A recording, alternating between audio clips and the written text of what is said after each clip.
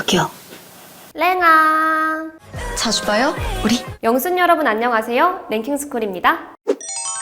요즘 들어 참교육, 정의구현이라는 키워드가 참 핫한데요. 네이버에서는 아예 참교육이라는 제목의 웹툰이 연재되며 최상위권의 인기를 차지하고 있기도 하죠. 이런 참교육 콘텐츠들은 억울한 우리를 대신해서 나쁜 사람들을 갱생시킨다는 점에서 속 시원한 사이다를 마시는 기분을 선사해 많은 사람에게 사랑받고 있습니다. 그런데 이런 참교육, 보는 우리는 재밌지만 실행에 옮기는 본인이 감수해야 하는 위험은 이만저만이 아닌데요. 이렇듯 실제로 몇 번이나 고비를 넘기면서도 여전히 우리들을 대변해 목소리를 내고 있는 유튜버들이 있다고 합니다. 오늘은 나라에서 좀 지켜줬으면 하는 참교육 유튜버 탑 3에 대해서 알아볼게요. 3위. 입질의 추억. 많고 많은 음식 중에 한국인이 유독 좋아하는 음식이 하나 있죠? 바로 수산물입니다. OECD 2020 보고서에 따르면 한국인의 1인당 연간 수산물 소비량은 68kg으로 전 세계 1위를 차지했다고 할 정도인데요. 그 덕에 전국의 수산시장들은 싸게 수산물을 먹으러 온 사람들로 늘 인산인해를 이루고 있죠. 하지만 한 가지 문제가 있습니다.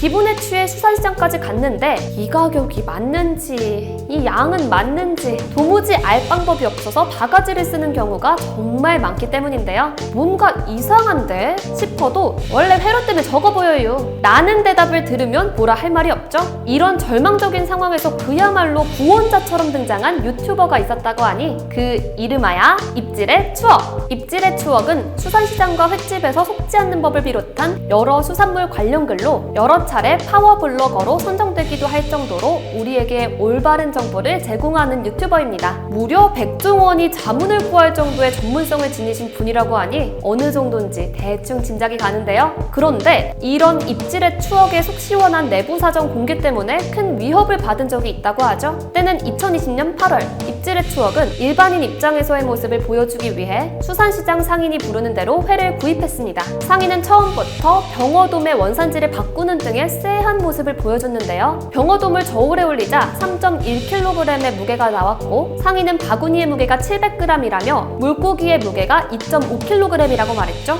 찝찝하지만 입질의 추억은 일단 11만 원을 내어 병어돔을 구입했습니다. 집으로 돌아온 입질의 추억은 구입한 병어돔을 저울에 달아보는데 그 결과는 충격적이었죠. 무게가 조금 차이 나는 것도 아니고 무려 1kg씩이나 차이가 나는 1.53kg이었던 건데요. 이 손을 넘은 저울치기에 많은 사람들이 분노했습니다. 이 사건이 일파만파 퍼져나가자 해당 점포의 사장은 환불과 함께 책임을 지고 싶다라며 점포명을 공개하는데요. 수협 담당자까지 나서서 사과와 재발 방지 대책을 내놓으며 문제가 어느 정도 해결되는 듯이 보였지만 사과 영상에서조차 점포 사장은 온 지 3일밖에 안 된 직원이 자발적으로 저울치기를 한 것이며 우리는 관련이 없다라는 말도 안 되는 변명을 늘어놓아 시청자들을 어이없게 만들었다고 합니다. 그런데 이후 입질의 추억 유튜브에 끔찍한 댓글들이 달리기 시작했는데요. 아내와 딸을 가만두지 않겠다는 끔찍한 협박 댓글에 입질의 추억은 결국 해당 댓글을 영상으로 공개하게 되죠. 다음부터 또다시 이런 협박 댓글이 달린다면 강력하게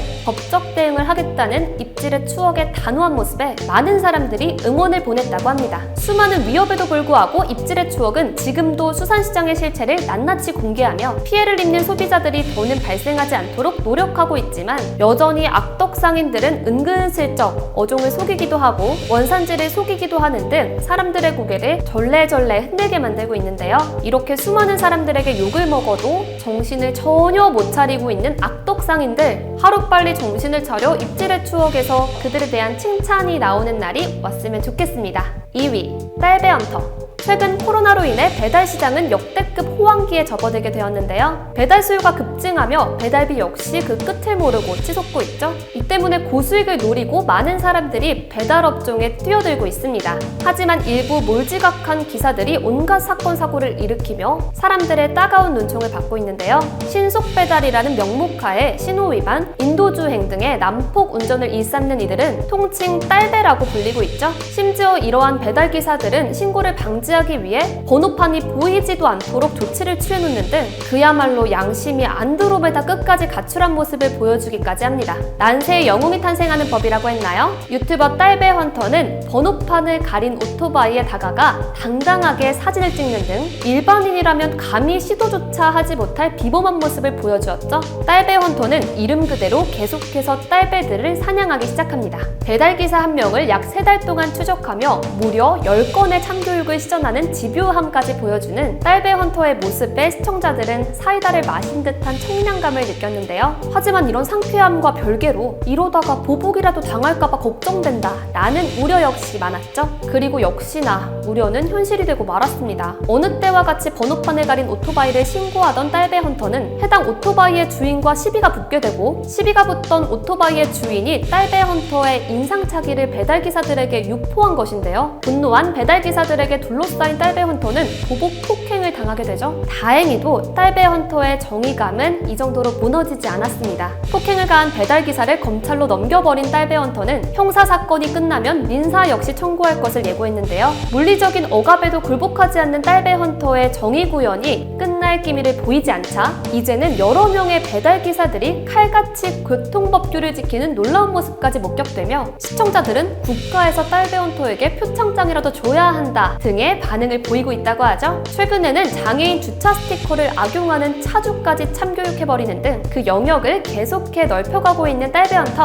한편 딸배헌터의 유명세가 커질수록 이러다 진짜 크게 한번 보복당하면 어떡하나 라는 시청자들의 걱정도 역시 늘어나고 있는 상황이라고 하죠. 시민들의 안전을 생각해서라도 진짜 이분은 나라에서 지켜줘야 하는 거 아닌가요? 딸배헌터 화이팅! 1위 사막여우. 오늘도 많은 사람들을 속이고 있는 허위 과장 광고. 저희 랭킹스쿨에서도 허위 과장 광고 사례들을 소개해드렸던 적이 있었죠. 요즘은 그 수법이 점점 교묘해지는 탓에 깜빡 속아 넘어가는 사람들이 점점 늘어나고 있습니다. 이때 혜성처럼 등장했던 저격 유튜버가 바로 사막여우인데요. 탈모 샴푸의 실체를 저격하며 첫 단추를 꿰는 사막여우는 놀라울 정도의 정보력을 보여주며 수많은 업체들을 그야말로 참교육해버리죠. 그러던 어느 날 사막여우는 물만 가지고도 살균수를 만들 수 있다라고 주장하는 한 업체의 제품을 저격하게 됩니다. 사막여우는 해당 제품의 가격이 턱없이 비싼 부분을 지적하며 차라리 그 돈으로 락스를 사는 것이 낫다라는 사실을 지적하는데요. 광고에 적혀있는 뛰어난 경제성이라는 문구는 그야말로 허위 과장 광고였던 거죠. 심지어 해당 제품으로 만든 살균수의 살균 성능이 그리 좋지 못함이 들통나며 업체는 사과문을 게시하게 됩니다.